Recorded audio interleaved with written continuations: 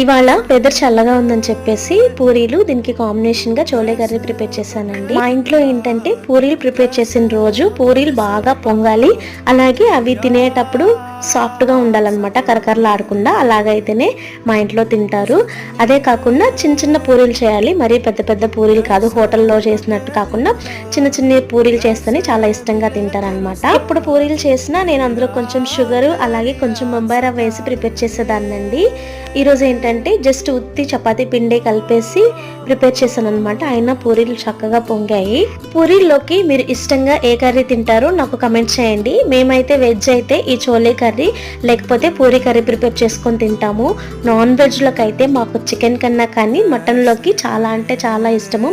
Mutton చేసుకున్నప్పుడు almost ఎక్కువ times నేను పూరీయే ప్రిపేర్ చేస్తాను, అంత టేస్టీగా ఉంటాయి. కర్రీ ఎలా ప్రిపేర్ చేయాలో మన ఛానల్ నేమ్ కింద ఇస్తాను, చూసేయండి. అండ్ ఈ వీడియో నచ్చితే లైక్ చేసి సబ్స్క్రైబ్ చేయండి.